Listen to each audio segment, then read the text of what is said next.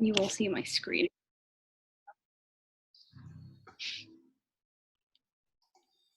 Yep, we can see it. Okay, great, thank you. So we'll give it a few minutes. And Shanice, if you're able to let people in if they come in, thank you.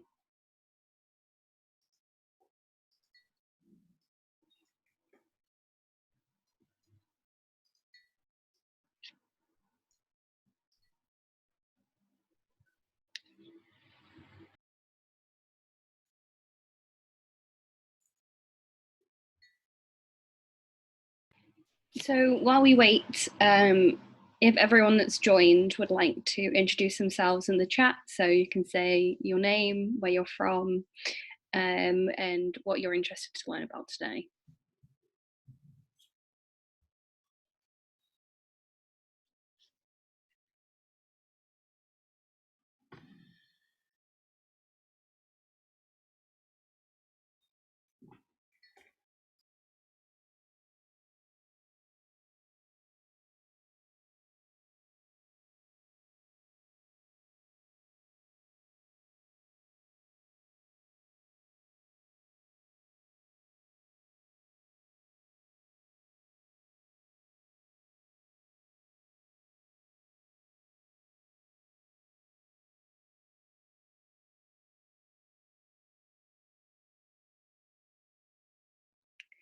Okay, I'll start introducing the talk, and if people come throughout that, they can just follow along from there.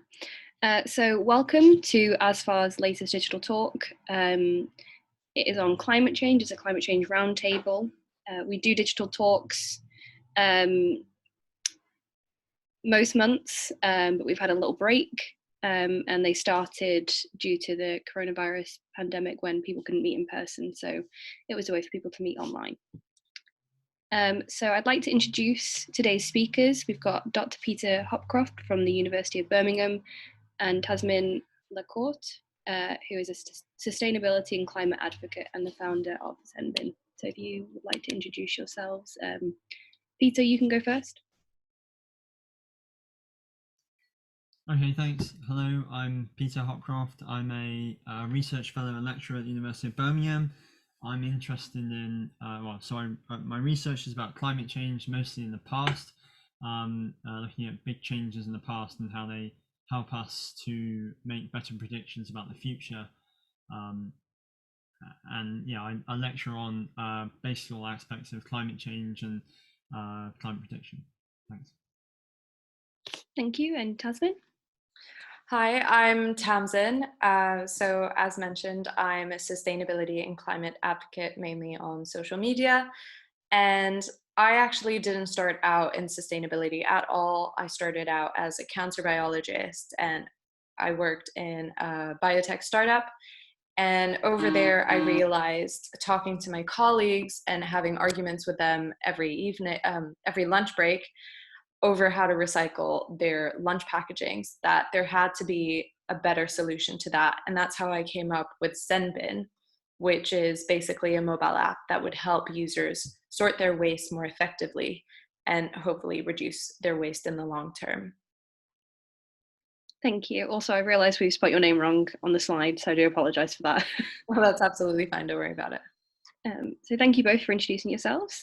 So the first question is, what are the biggest factors that prevent us from improving climate change? So who would like to answer first? I don't mind. Would you like to go first, Tamsin, or? No, go ahead. Okay. I mean, okay. So, that's a big question. I guess, you know, climate change really involves everything, doesn't it? It's the whole environment around us, and the solutions, although they're simple in terms of decarbonisation, they basically involve everything in the kind of developed economy, i.e.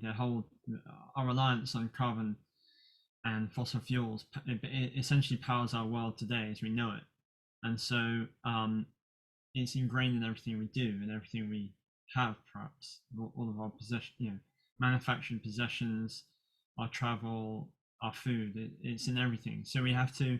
It's kind of a simple solution, but it involves almost everything, and it involves all of us.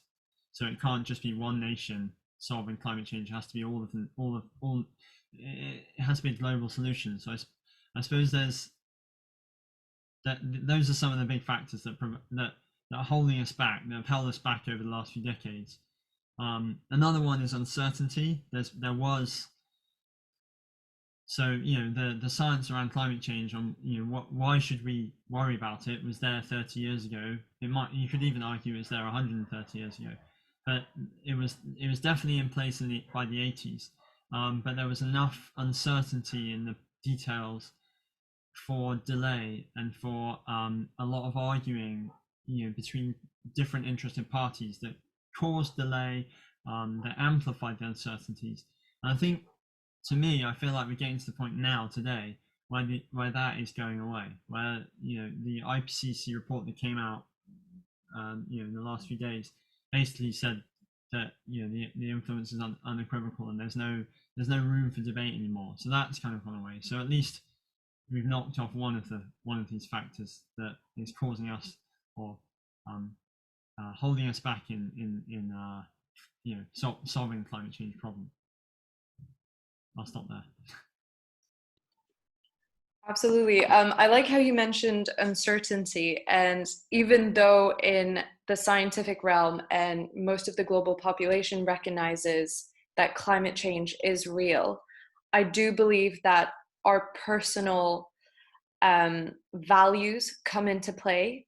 So I've had a lot of discussions, for example, with family members who are open to discussing climate change, who recognize it, but who become so defensive when we would talk about solutions that we can take as individuals and as a nation.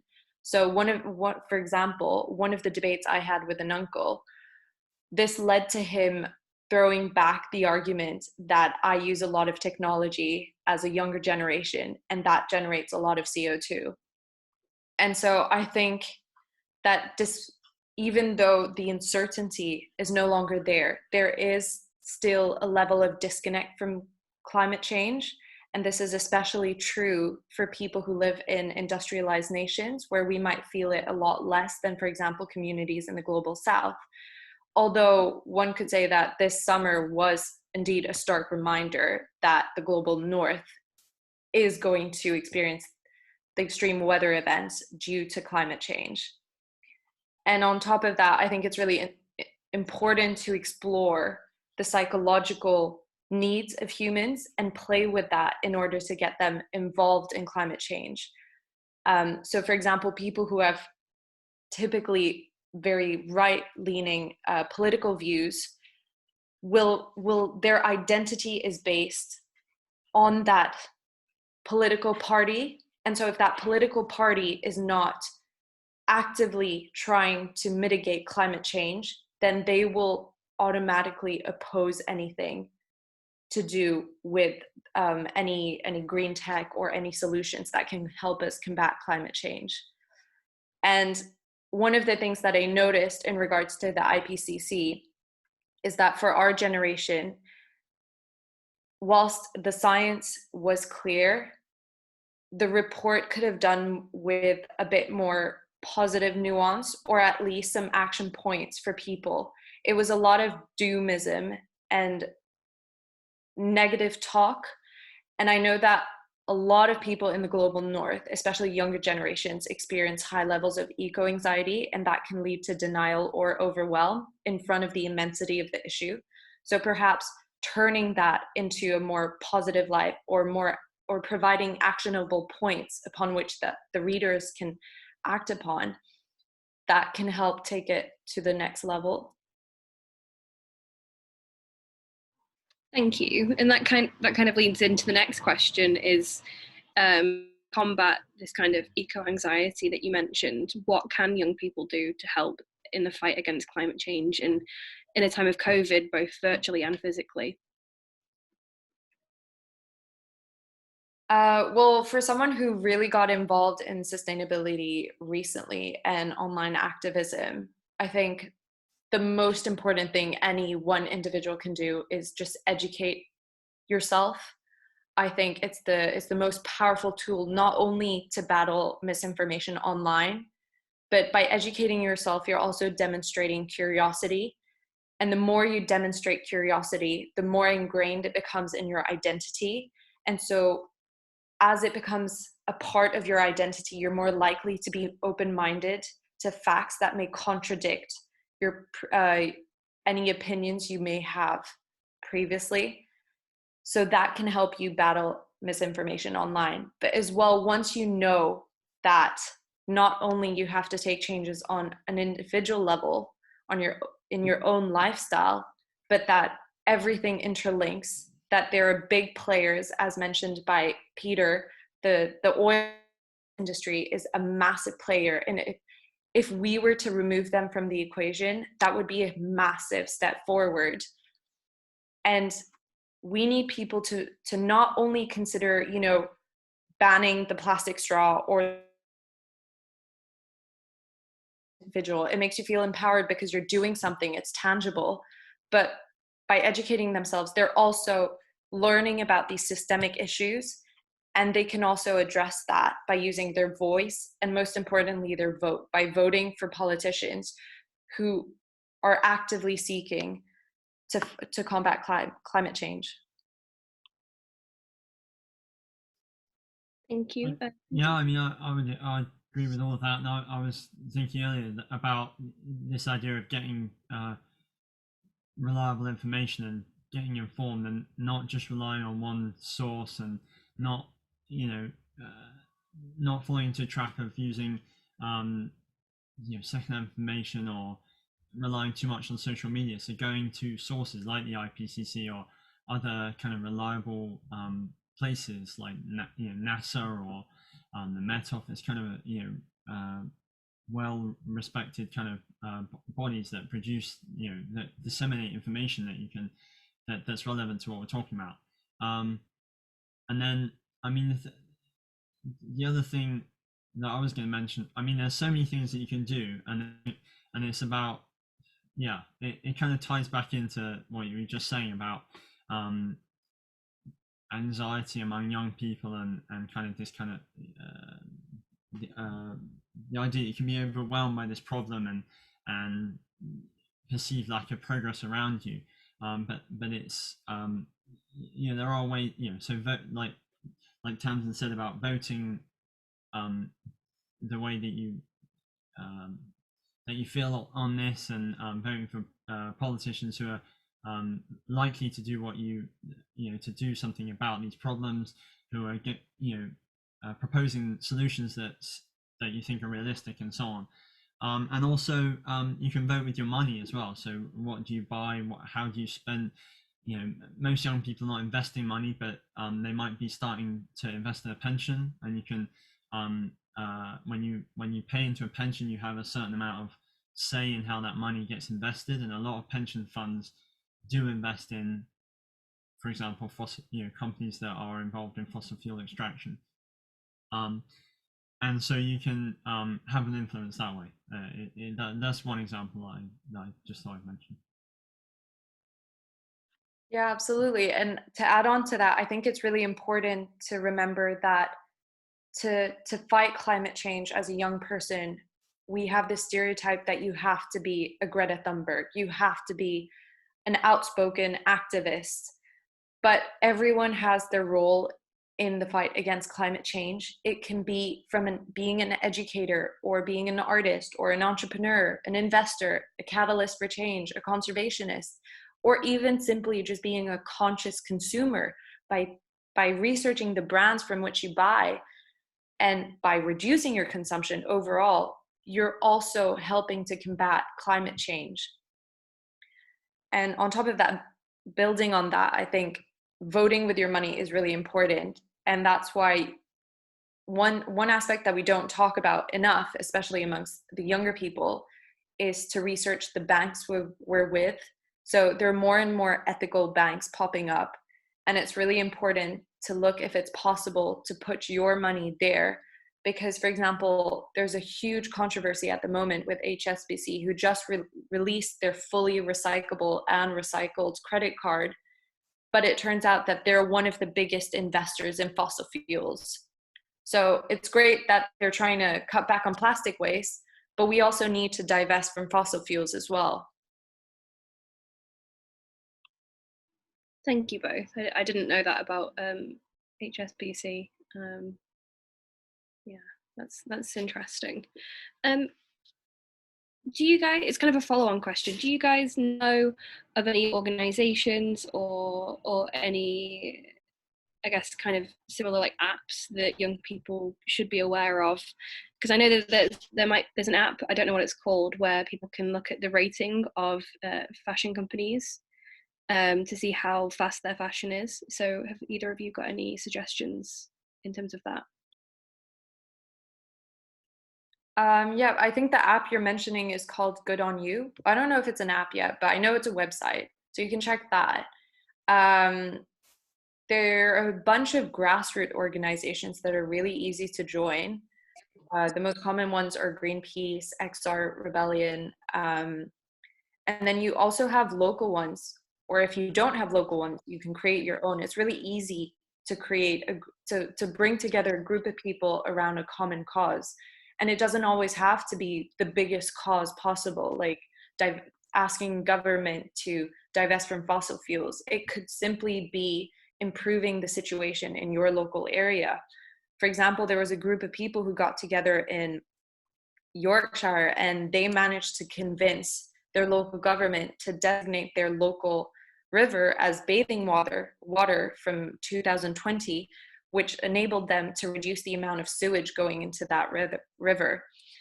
And that's just an example of how coming together as a community is a lot more powerful than trying to fight this alone. So it's great to implement these low waste swaps or trying to reduce your consumption. But in the end, the biggest changes will come from collective effort. And in regards to your question about the apps, so I'm sure there are loads of blog posts online about the number of apps you can use. I know there's Good On You for fashion. There's Beat the Microbead to check the different terminologies for microbead ingredients in cosmetics. There's Climate, which is a recent fintech platform that helps you invest in ethical investments. I can make green investments. There's Olio, as a food, it started out as a food sharing app, but now it's a peer-to-peer sharing app where you can donate unwanted items as well as items of food. And then Facebook Marketplace, Depop, Vinted, and Vesture Collective to buy secondhand items, as well as, if you want, you can just support your local charity shops.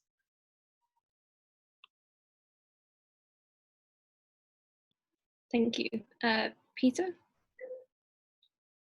I think my knowledge of that's been vastly outdone by what Tamsin has just come up with that list there, so I don't really have much to add, I'm afraid.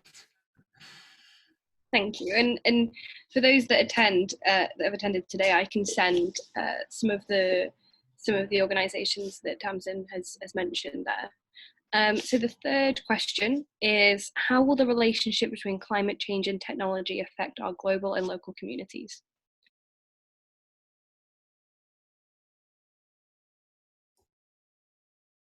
And, Do you want to go first, Tamsin? Or? Go ahead, Peter, because this Sure. is definitely not my area of expertise. Okay. I mean, it's not really my area either, I have to be honest, and it is a bit crystal ball because, yeah, I mean, as we go into the future, we don't really know, obviously, how technology will evolve and how it will evolve in different places and in different kind of arenas and different parts of our lives. I guess I would say that we already have the technology to to reduce carbon emissions substantially. I think we already have enough, sufficiently the efficiency of things like solar power and wind and so on. So in theory, we should be able to go carbon neutral by these dates that have been proposed in different governments. I guess there's the potential for more complex technology going into the future, like AI, things like this. And I have to say, that's not really my area.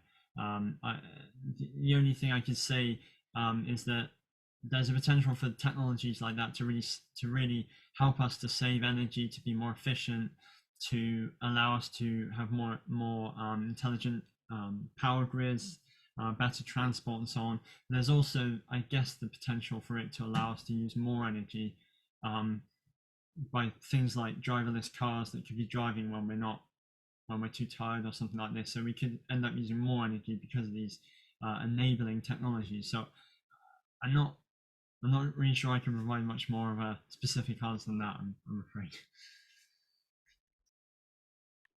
I think it's really interesting how you mentioned enabling technologies and how it's important that we don't go too far, because technology does consume energy, and that's something we need to be mindful of.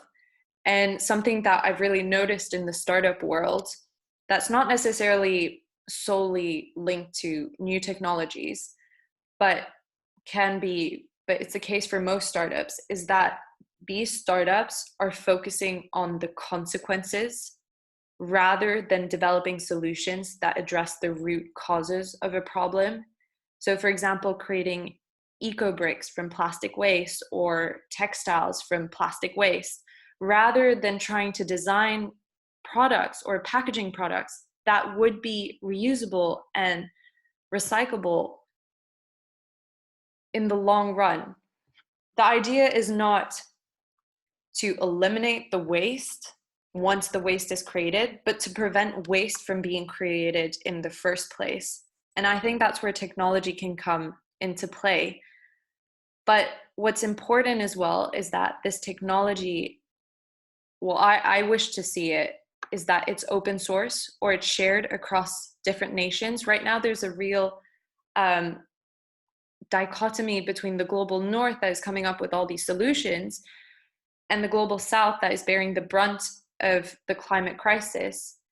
And they're vulnerable. And on top of that, we expect them to combat climate change at a level that we would be able to with our financial resources. So, for example, I was reading the other day that there are many projects that are currently investing in solutions to help combat water pollution and plastic pollution.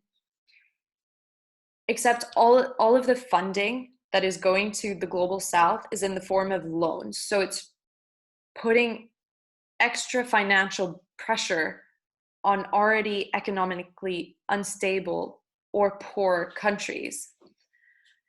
And that's not what should be done. The same way that, we have a lot of people outcrying against Brazil for destroying half of the Amazon forest for cattle breeding.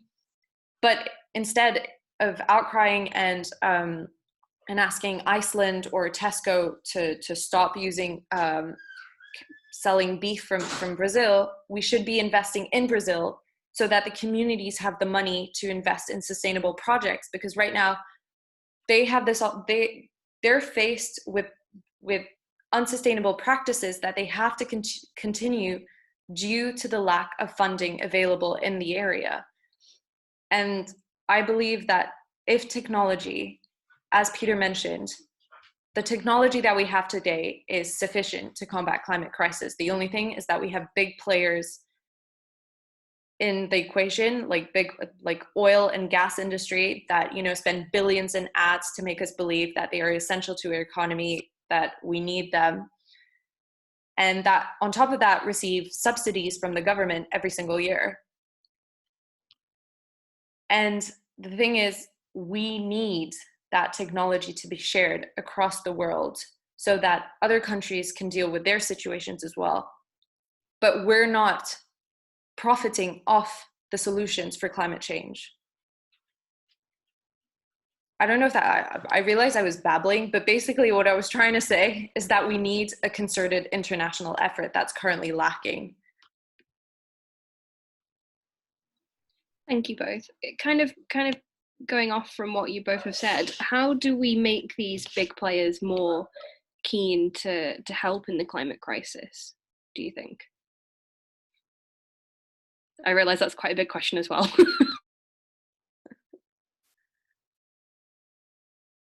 Personally, I don't have an answer. I think it would require huge collective efforts to make them change, or at least the thing is they have the potential to stay huge players if they just transition to green energy. But right now they're putting forward immediate profit over long-term profit, which makes absolutely no sense to me. And I guess as individuals, what we can do is join grassroots organizations, participate in non-violent forms of protest, and most importantly, vote for politicians who are against fossil fuels, or at least want to keep them accountable, and keep the government, the current government, accountable. Because just this year, early 2021, the UK government wanted to open another coal mine. And so that, despite all these pledges that these governments are making, on the flip side, they're also pursuing these non-sustainable practices. And that's where these watchdogs and these grassroots organizations are so essential, because they help us, the public, keep the government accountable. I mean, following on from that, I think we know that the current model is that there are huge subsidies from the government to fossil fuel extraction, fossil fuel processing, and so on. And so that obviously, if that changed, then that would be a huge financial push in the right direction in terms of carbon emissions and climate change. And the other one is this kind of divestment movement, which is basically moving money and investment out of those industries and into things that are greener and are not carbon intensive. So those are the nudges, I guess, that I can think of, as well as what Tamsin just said, which is obviously the other side of things. Okay, thank you both.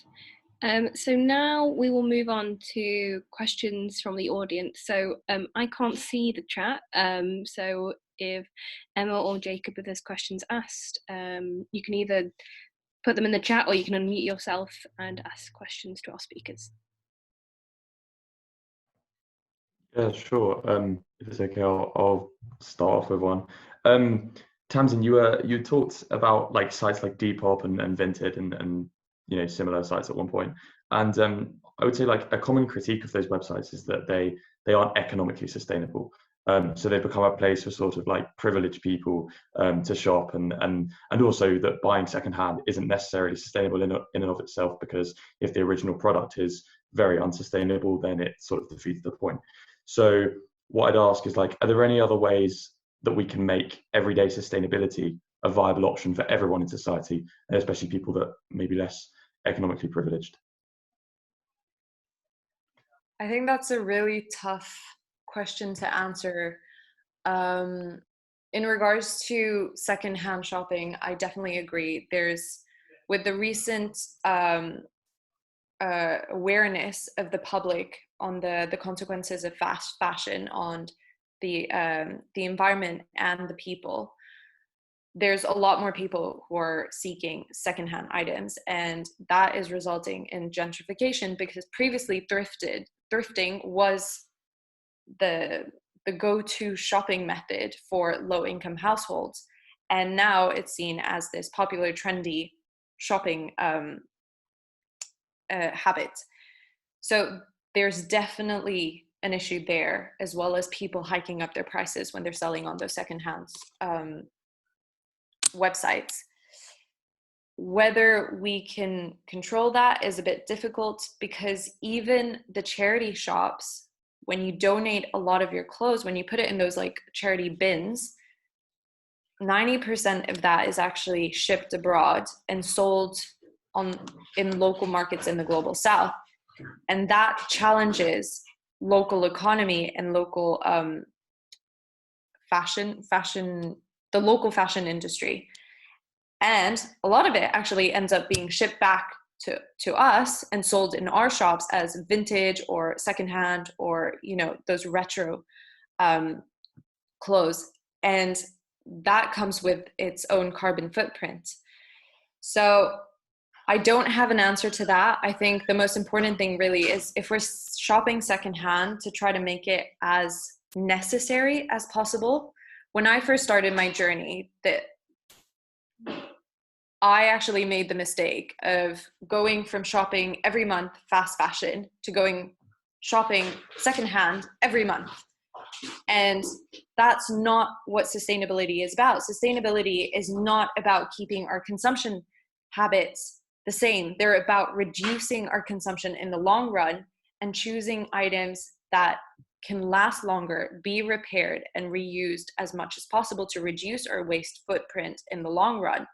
So like you mentioned, some of the items that we find on the secondhand shops, if they're made from polyester, is it really good to buy that, knowing that when you put it in your washing machine, it's just going to release a ton of microplastics in the ocean and contribute to ocean pollution as well as coral bleaching? So I guess, yeah, so there's so many things going on in my head right now. But basically, yes, the main takeaway message is just being mindful about your consumption. Even if it's secondhand, it doesn't mean that you need it. It doesn't mean that it's better. It's all about buying what you need and buying. And if you can't find it on the secondhand stores, then possibly going to the sustainable brands that are popping up more and more. But again, that's still out of reach for many communities because there is a higher price tag associated to it. And perhaps if this becomes more mainstream, like electrical cars were really expensive 10 years back, but now they're a lot cheaper because a lot more people are buying it and because the technology is cheaper as well. So maybe that's where the market will head in the long term. I don't know. Thank you.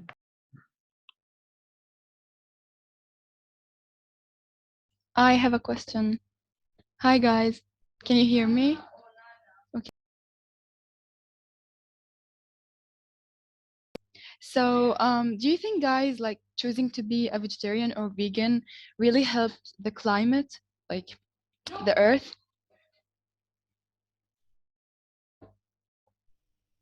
Like, is it a solution? I mean, if you look at the carbon emissions of different foods, and you can get some pretty good data from places like Our World in Data, which is published by the University of Oxford, or you can look at various UN reports, and there's been papers on it if you want to go into more detail. Then yeah, meat and dairy have the highest carbon emissions per sort of unit of food. So if you get your protein, things like nuts and all of this sort of stuff, then you are going to be your food's going to have a smaller carbon footprint. So there is a pretty strong argument just on those numbers in terms of carbon emissions per person to move away from a meat-intensive diet. I'm not an expert in health or anything like that at all, but from what I've read, it seems like there's also a health benefit from moving away from eating a lot of meat. And I guess if everyone in the world had a kind of meat-heavy Western-style diet, the land use required would be probably pretty unsustainable. So I think so this is slightly outside of my area because I'm really more in the kind of physics, the physical atmosphere and that sort of part of the problem. But from what I've seen, it does seem like that moving away from meat is much more sustainable. And also, I'm pretty sure that the UK, so here in the UK, the Climate Change Committee advises on how we can get to net zero emissions by a certain date. And I'm pretty sure that has suggested that a move away from meat and dairy is needed. I don't think it means that everyone needs to go vegan, but I think that on average, if everyone ate less, then it would help with the overall emissions. And it relates back to what Tamsin was saying about deforestation in the Amazon. So a lot of or at least some of the meat that's on the market, on the shelves in Europe and the UK, comes from is either farmed in South America or other countries like that where deforestation has occurred, or it's fed with soya and things like that, crops that are grown in those areas of deforestation. And so that's part of the footprint, because you're cutting down the tropical rainforest, which absorbs a huge amount of carbon from the atmosphere naturally, replacing it with farmland, and usually intensive, and then feeding those crops to animals that themselves release methane, which is also a greenhouse gas. So so that's part of the reason for the high carbon footprint of meat, basically. I hope that answers your question. Obviously touching on a few areas that I'm not so familiar with, like health and so on, but I think that's the impression I've got from what I've read. Yeah, just to add on that, I think that going vegan can be really useful if you're doing other things in your lifestyle to reduce your emissions. If you're maintaining a high emissions lifestyle, then what you save by going vegan is going to be neutralized. So going vegan, according to studies, saves you 1 ton of CO2 equivalent per year. But if you buy 3 pairs of Levi jeans, you emit the exact same amount. So Yes. What you want to do is really combine different lifestyle changes to try to reduce your individual footprint, but not become so obsessed with your individual footprint to the point that you feel guilty. I think that's really important, not to feel guilty, especially in the global north. It's important to remember that we live in a system where it's difficult to have a low emissions lifestyle, and that the biggest change will actually come from government or businesses. And that's where your voice is really useful. Thank you so much.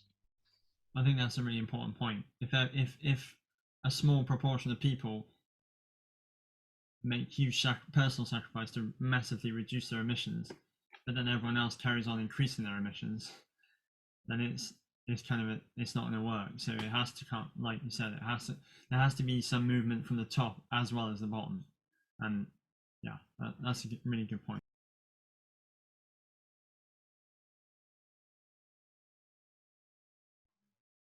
I have a question.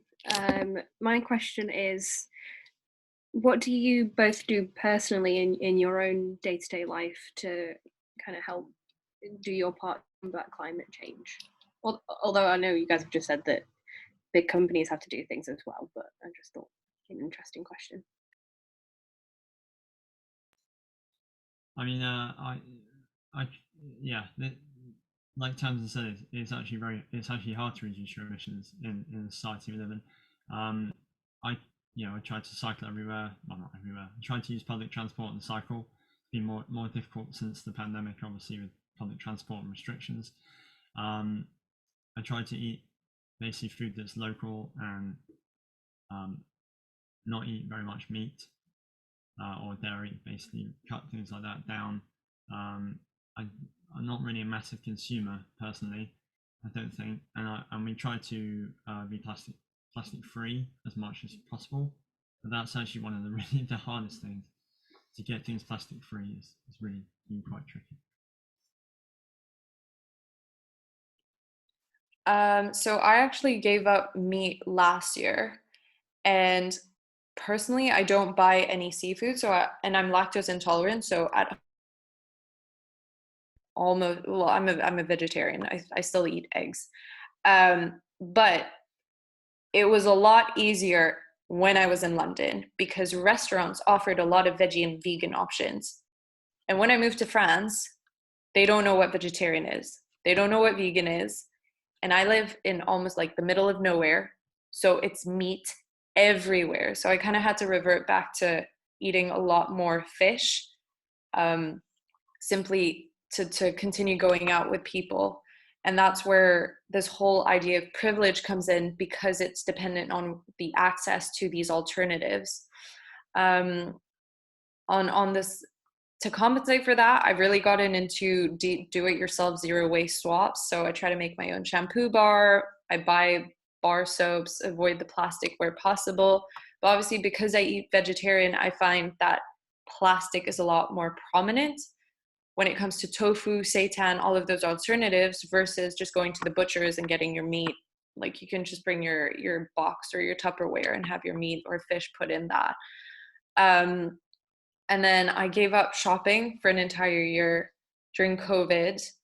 And I regret that decision because I actually have these huge cravings for shopping. Because I was such a big shopper before, I think it was definitely not sustainable for me to give up shopping for an entire year, but rather I should have tried to phase it out gradually rather than going for these huge changes all at once and not thinking about the psychological transition needed to change your lifestyle. You are making sacrifices, and I think that's worth remembering, that the most important thing is going slow and make sure that it's sustainable for you. I think one of the biggest mistakes I made when I first started out my low waste journey was rushing to the bulk store when I found out I had one near me in London. Except 500 grams of rice would cost me £10 versus a 10 kg bag in Lidl would cost me like £5. And eventually, like, I just didn't have the salary that could maintain that kind of lifestyle. So I started going back to Lidl and went for the second best option, which was these 10 kg bags. Yes, it came in plastic, but the point was not to ruin myself in the process.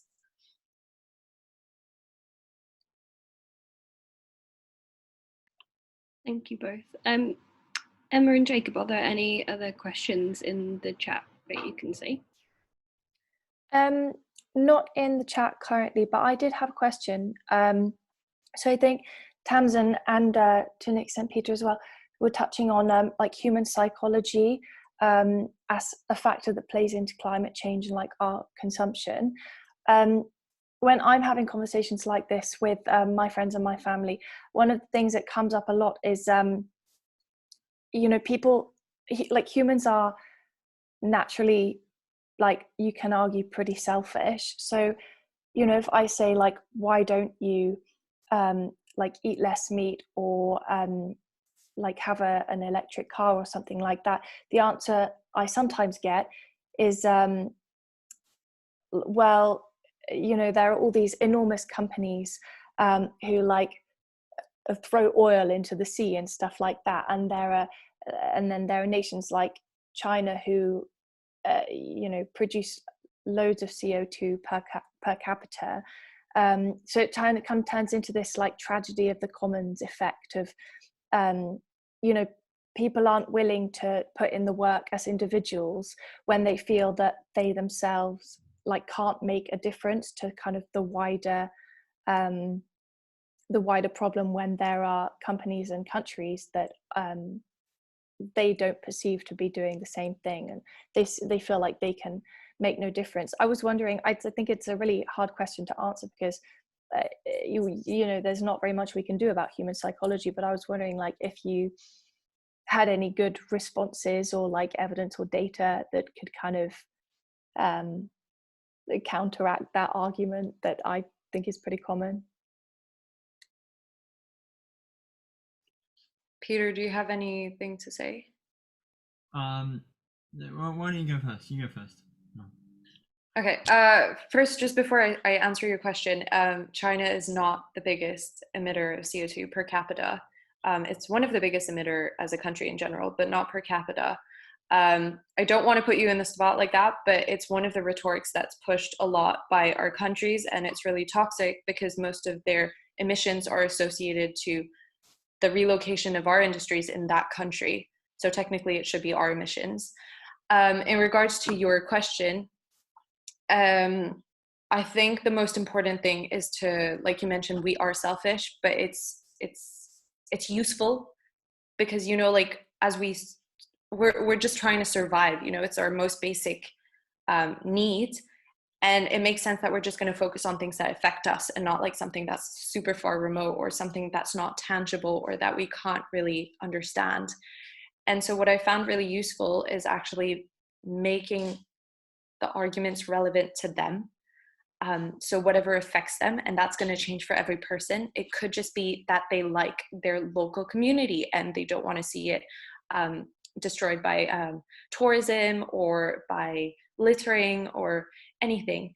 Or it could be they're really concerned about their health, in which case you could talk to them about the antibiotics used in industrial farming that affects humans and leads to antibiotic resistance.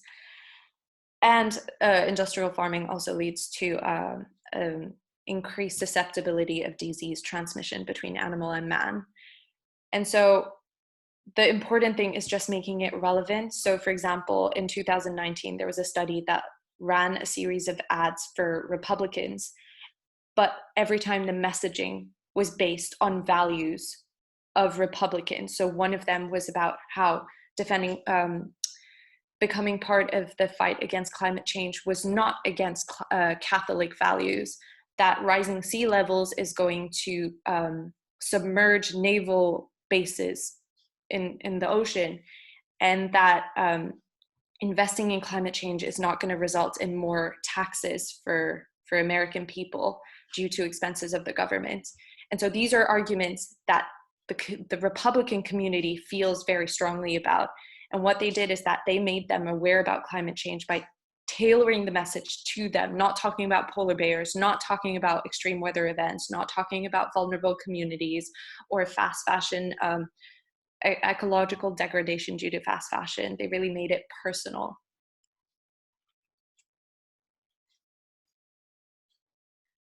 I think it's an interesting point.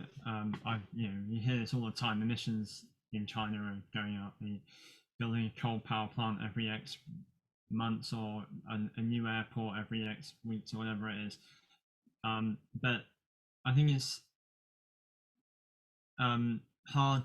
Yeah, I mean, the counter argument is that, well, historically, the UK started emitting first. We got one of the largest per capita emissions historically. We started the Industrial Revolution and so on. So the UK is kind of specially placed with responsibility. And China is much, their emissions have only risen much later, only really in the last 20 years. And there is the industrial side of that Tamsin mentioned. But also I think that, and just I know it's not about China, but the question's not about China, but also I think it's much harder to predict where China's emissions will go in the future, because they have a very different form of government. And I think that in China there's an awareness that climate change impacts. I mean, we talk about climate change impacts in the developing world or the lower middle income countries, but I think they are projected to be quite severe in China, in parts of China. So the heating and humidity rises in parts of China can be quite damaging. Anyway, so I think that's what I would say to people, but they probably would have given up listening by the time I finished that. It is difficult to and I've had similar conversations, slightly different as well, where people agree it's a problem, but then actually changing their behavior there's no, people don't really do anything differently. They just carry on as normal, and it's kind of it's something that has to be done at a later date, or by other people, or by the government or something. The only thing I would say that is encouraging is, I think there were some citizens' assemblies in this country recently, and so that was like a selection of members of the public, drawn, I think, from a cross section of society, not just people from one area or one profession or something. And I think that they came up with proposals to tackle climate change that were quite radical when you compare them to the sort of thing that the government would be proposing in the near future. And so I think that I took encouragement from that it is possible to adjust, and there's always, I guess everyone's heard this, that we all made big changes over the last 18 months, and that demonstrates that we're more flexible than we thought we were. Yeah, so I guess that's the counter argument, that it seems like people are willing to make changes, and then perhaps the way to encourage them is what Tamsin was saying. That's not really my area. I don't have much to say about that. Yeah, no, thank you. It's really interesting. I mean, it's obviously like, I don't know, it's not my view that China is like to blame for the most CO2 being put into the atmosphere, but it's a common rhetoric. And yeah, it's interesting to see how people respond when you like challenge them. I think we have, Jade, a couple more questions. I think Jacob has a question, then I can read a question in the chat as well from Malcolm. Okay. I'll try not to make this one at all about China. I was just thinking about Belt on the Road, but that's fine. Dr. Hopcroft, then, and this question is primarily directed at you, as you're familiar with the historical data, especially on climate change. And there are lots of concerns about like the politicization of climate change, greenwashing in the commercial sphere, and trivialization of environmental concerns in the public sphere. And we're told every day that these little things we do can make a difference. And I was just wondering, from your perspective and your experience, how has the data correlated with like the discourse around sustainability? And do you think, as we've kind of, when we're being told we're making a difference, has that lined up very well with the data, or are there discretions or anything? I'm not sure exactly for your question. So in the UK, we have managed to cut emissions a lot over the last 30 years, and without trashing the economy or anything. Is that the sort of thing you mean, or are you thinking more large scale, or? Do you think like as we're told, these, like, for example, like schemes have emerged where we can offset carbon emissions and things like that as a consumer, as that's increased, do you think have our like carbon emissions globally decreased as significantly, or are there still limiting factors? For example, as we've talked about before, massive corporations emitting huge amounts of CO2. So like, do you think the differences we make as individuals are actually making a real difference according to the data? Well, the data is showing that carbon emissions are continuing to rise. And as far as I'm aware, they've even risen during the last year, but just at a slightly slower rate of increase. So, so we're still putting we still need to apply the brakes to the train, sort of thing, and so I guess the answer in a way is kind of no. So atmospheric carbon dioxide is still rising, emissions are still rising, so we still have a long way to go to actually slow it down and start reversing it, or at least leveling off at a sort of constant level in the atmosphere. And so what that means is that warming is going to continue, and the climate system is going to continue to warm for at least the next few decades, as far as I'm aware from the latest results. So no, I think some of those schemes where you can offset your emissions if you're flying and they plant some trees or do something along those lines, I guess, I don't know much about these things, offsetting it as a general sort of topic, but I imagine that it's not always helpful, because it's implying that you can just carry on with kind of the same lifestyle. That if everyone can afford to offset, then we can just carry on with the same lifestyle. I mean, there is some aspects of that come out in the plans for net zero by 2050, for example, or in 20 whatever it is. So things like because it's very difficult to decarbonize air travel, we are potentially going to have to do things like planting trees or sucking carbon dioxide out of the atmosphere. But that's more of a kind of state level rather than the individual level. I don't know if that answers your question, sorry. Yeah, no, it definitely does. It's very interesting. Thank you. Okay, so I'll just read, I think probably will be the final question from Malcolm, which is in the chat. And his question is, has research been conducted on whether there's an impact of natural disasters like fires or flooding or tsunamis on people's attitudes and their behaviours? So both in the countries that are locally affected and also internationally. So do natural disasters, like wake people up a little bit, I suppose?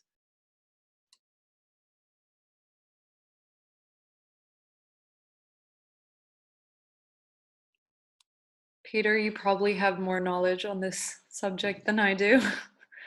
I've got to be honest, I'm not 100% sure. I feel like it should, but I actually don't know the answer to that question. I'm sorry. I imagine that things like the fires in California that have just become more and more frequent and intense, the heat waves in places like, up in the Arctic Circle, and the fires in Greece.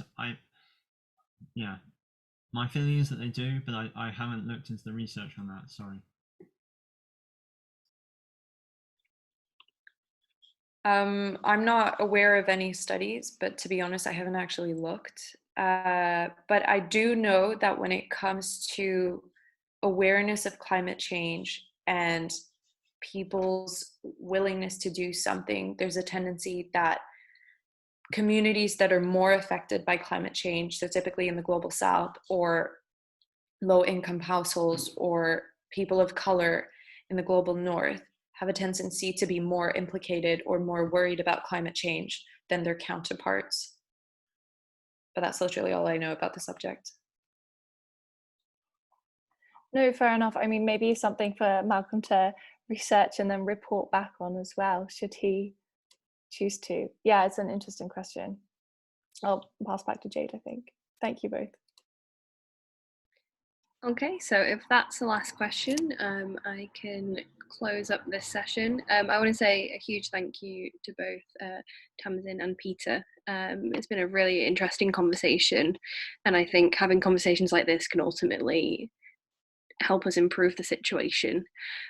So this talk will be on our YouTube channel in the next week or so, and thank you all for listening. Our next digital talk will be an Israeli and an Iranian talk about nuclear weapons, so quite a different talk.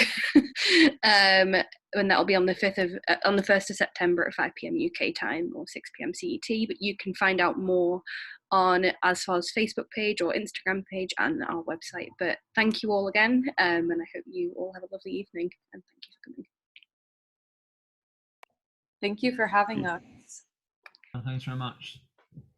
And I'll send out an email with the apps and organisations that you mentioned, Tamsin. Jade, if you want, I can send you a more detailed list. I couldn't remember them off the top of my head, but I can put together a list of resources for That'd be brilliant. Thank you. And you've got Ridda's Instagram, email. Yeah. Okay. Thank you so much.